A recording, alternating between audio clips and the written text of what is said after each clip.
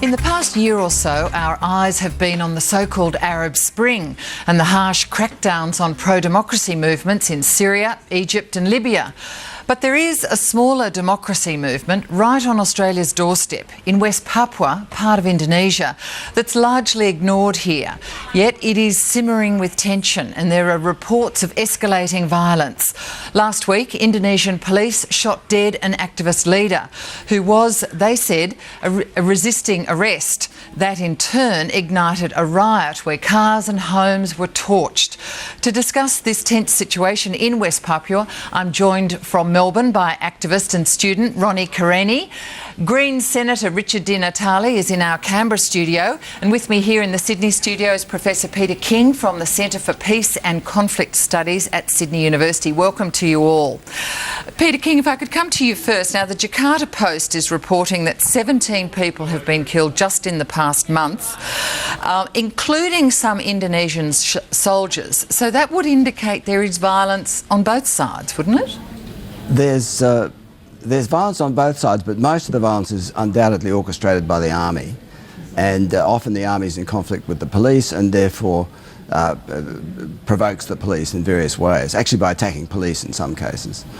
So what is the evidence that it is being committed overwhelmingly by the military and the police, the Indonesian military? I've heard reports in Jakarta that people are intrigued by the fact that there seem to be professional marksmen, even snipers, at work, particularly in Jayapura, but elsewhere where these killings have taken place. Senator Di Natale, the Greens have called for the Australian government to pressure Indonesia to stop this violence. That suggests you think it is perhaps all one way, the violence? Oh, there's no doubt that there's been a huge degree of violence being perpetrated by the Indonesian authorities. Of course, there's resistance in the region, and conflicts escalated over recent weeks, and we've seen the deaths of a number of protesters, and in fact we're seeing houses being torched, people being injured, and the really frightening part is that nobody's being held responsible for these atrocities, and that's a real concern. So in fact you're saying that nobody's been arrested, there are no investigations into who's doing this? Well, that's right, and part of the problem is that we don't have access to the region. For example, journalists can't access the region. We've got problems with human rights organisations being able to access West Papua. One of the things that needs to happen as a matter of urgency is to allow the media into West Papua to be able to document what's happening, and also to allow independent access to human rights monitors. That's really critical if we're going to get a more accurate picture of what's going on, and of course that will act as a bit of a circuit breaker as well, because at the moment the Indonesian forces are allowed to act with almost impunity. Senator Di Natale, I mean, the Australian government has said that, basically this is an internal matter for Indonesia to sort out. You don't accept that? Well, I think it's very clear that if you look at the parallels with East Timor, we said that until the moment we intervened in that conflict. All around the world, countries right across the spectrum are asking for the Indonesian military and putting pressure on the Indonesian government to intervene in this conflict. Australia does need to take a more active role. We need to show more leadership on this issue. We need to stand up for the human rights of the people of West Papua who are being killed and injured as we speak. We've got political prisoners, 60 or so that have been arrested since 2008. Philip Karma, for example, imprisoned for 15 years. Amnesty International describe him as a prisoner of conscience. We've got a responsibility to take a very strong and active leadership role on this issue. It's on our doorstep. People are being killed, and we need to make it very clear that the Indonesian government needs to do more. Ronnie Kareni, you are Papuan, although you've never actually lived there. Now, since East Timor's independence, Indonesia, as we understand it, has indicated that it would give more self-determination to West Papua. I guess a bit like the province of Aceh achieved after the tsunami there. What has happened to those undertakings by the Indonesian government? Well, since 2001, the special autonomy was introduced, but after 10 years, it has failed the people of West Papua, and there is no concrete development that is happening in the grassroots, whereas it has been framed as the social and economic issues that has been going on in West Papua. But I also have to mention that no one in this world wants to see a Syrian scenario in the Western Pacific, but this is what the Indonesian government is creating in West Papua. And also, so do you fear that it is going to escalate to that sort of level where many innocent civilians are going to be killed by the authorities? Yes, definitely. There's going to be continued violence and escalating conflict happening unless there is an international peacekeeping force coming into West Papua. There will be more killing. All right. Now, I think you were about to go on and talk about the funeral of the activist leader last week. We're seeing some pictures on screen of it now. Now, in the end, he was shot dead by the Indonesian police, who've actually admitted it, haven't they? Yes, most reports have claimed that Mako Tabuni, a student leader by the West Papua National Committee, was shot by Dancers 88. Which the Dancers 88 was trained and funded by Australia and America. So in that killing and its shooting in itself, it's an assassination.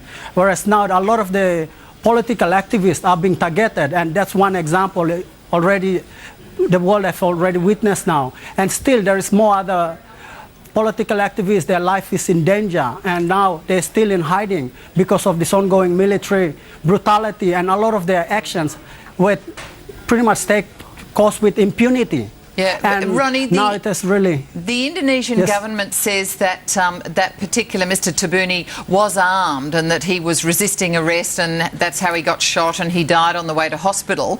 The activists, as we understand it, they have said that they have also laid down their arms and that they want to do things peacefully. They have been doing things peacefully. Is that happening in practice, though? I would be surprised to see if that comment has came out, but the reality, if the Indonesian police and military believe that he was armed, they should have already, if he's wanted, he would be already given a search warrant or a warrant first, and then he'll be arrested. But why should he be shot on the spot rather than being approached first and then consider and find out more information about the allegations that were made against him? But the reality is that in West Papua, it's not safe. A lot of my close friends, political activists, are in danger, and they have to, they have to move from one place to another in order to find safety and seek refuge.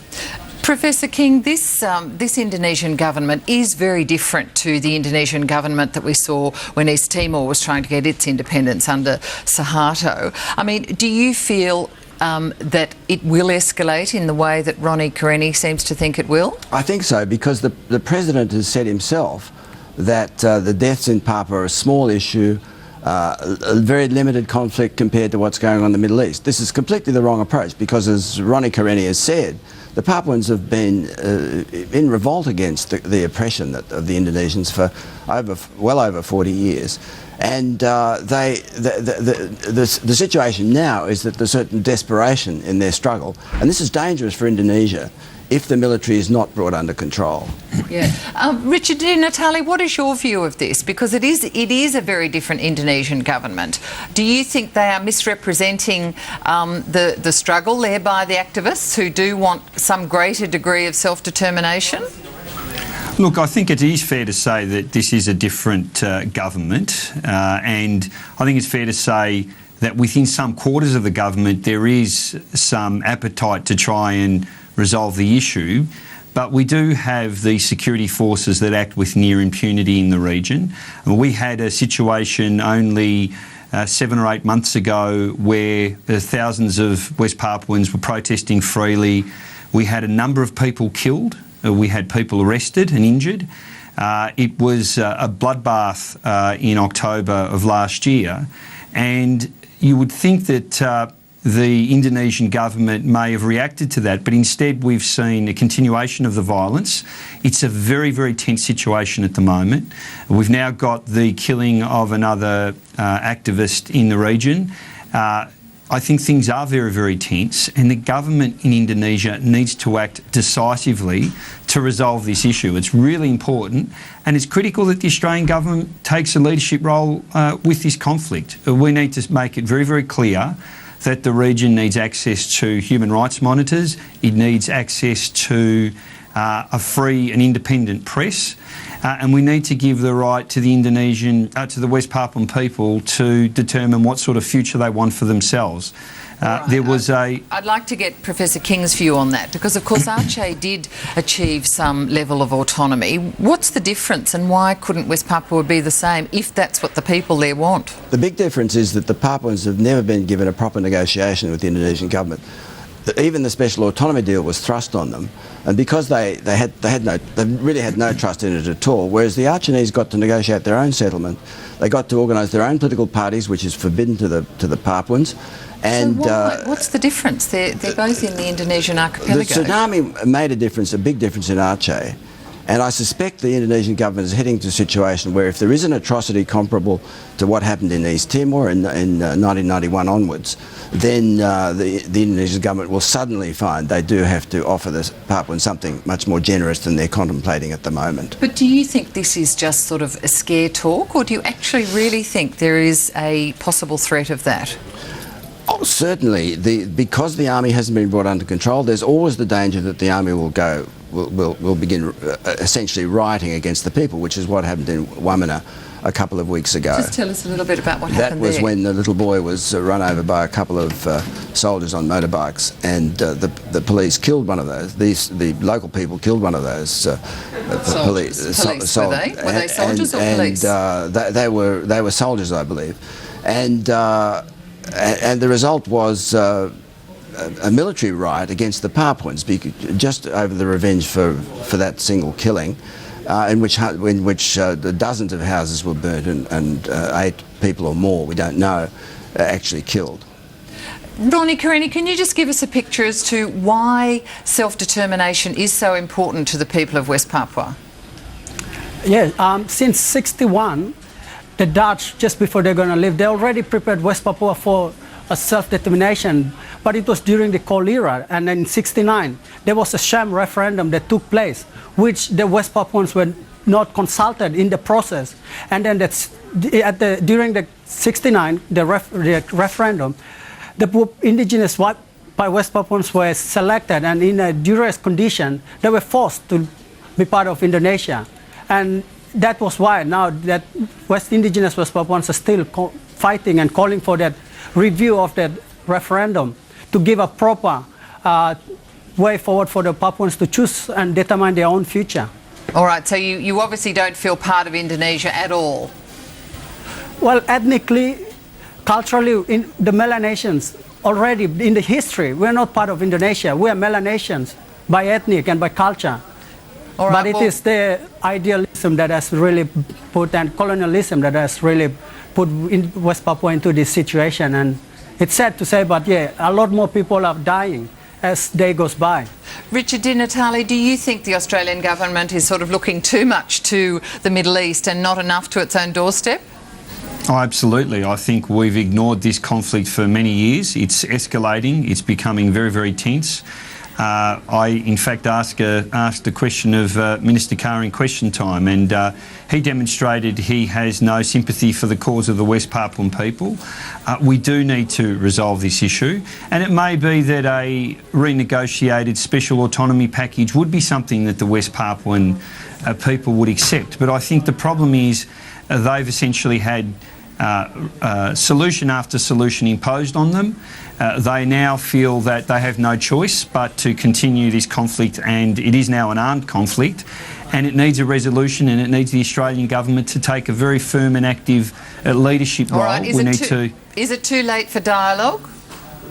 Oh, it's never too late for dialogue. I think dialogue is absolutely what's necessary here. All right. And I think the Indonesian government needs to start that process very, very quickly with the people of West Papua. All right, gentlemen, we'll have to leave it there. I do thank you all for joining us. Senator Richard Di Natale, Ronnie Karenni in Melbourne, and Professor Peter King here with me in Sydney. Thanks so much for joining us. And